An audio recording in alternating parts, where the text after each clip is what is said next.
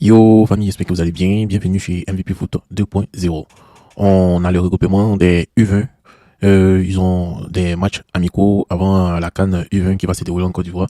Et on a une pépite du nom de Bazoumana Touré qui est absent du regroupement. Est-ce que c'est une décision compréhensible? C'est ce qu'on va faire aujourd'hui. Voilà. En tout cas, c'est une absence qui fait parler, hein, parce que c'est un des grands joyaux du football ivoirien et on pensait que cette CAN U20, il allait être présent. Ça allait permettre à ce que toute la Côte d'Ivoire découvre un autre joyau parce que c'est un jeune ailier. Il est arrivé récemment au Fenerbahçe et il ne va pas retrouver la sélection U20 pour le regroupement sous la houlette du nouveau sélectionneur Younes Zedou. On apprend de sources sûres qu'il a trouvé un accord avec le staff ivoirien pour rester en club et poursuivre son adaptation.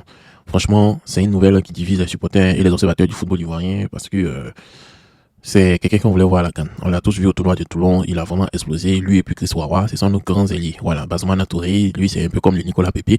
Et Chris Wawa, lui c'est un peu comme le Simon Adingra. Voilà, et on voit qu'ils sont pas présents. Il n'est pas présent, franchement, c'est difficile. Voilà. Mais il faut comprendre aussi, hein, pourquoi est-ce qu'il ne vient pas. Parce que son club lutte pour le maintien en Bundesliga. Son club, c'est Hoffenheim.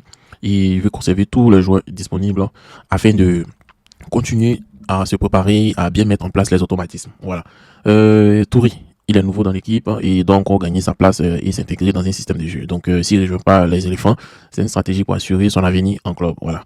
Bon, on sait que ça va être un manque à gagner pour l'équipe de Côte d'Ivoire, mais on a tellement de ressources, donc je pense que son absence, ça va pas trop se sentir. D'autres disent que ça va se sentir, d'autres disent que ça va pas trop se sentir. Ceux qui disent que ça va pas trop se sentir, ils disent que qu'il reste au Fenerbahçe parce qu'il va s'imposer là-bas, il va jouer plus souvent, qu'il reste dans son club en Bundesliga pour accélérer sa progression. Aussi, son absence ne va pas fermer les portes à différents talents locaux qui ont besoin de se faire valoir pour aller espérer autant que moi, espérer décocher un club en Europe. Voilà. Et ceux qui veulent vraiment le voir, ils disent que c'est une belle vitrine pour lui encore pour se faire connaître sur la scène mondiale et aussi son absence va affaiblir le groupe ivoirien qui comptait sur son talent. Parce qu'il est vraiment talentueux, il est extrêmement talentueux et il pourrait genre, par exemple, perdre une chance, quoi, de manquer des points auprès du sélectionneur. En tout cas, c'est une situation qui est un peu délicate, hein. D'un côté, il est normal qu'un jeune joueur pour privilégier sa progression en club. Et aussi, on voit en Bundesliga où c'est un championnat exigeant. D'un autre côté aussi, on voit que la CAN est une compétition importante, donc qui aurait pu lui donner de l'expérience internationale et renforcer ses liens avec la sélection. En tout cas, on espère que son choix qu'il a pris, ça va être un très bon choix. Et aussi, on espère aussi remporter cette CAN U20. Voilà. Prochaine vidéo, on va parler de Malik Yalkouye qui est absent de ses regroupements U20 aussi.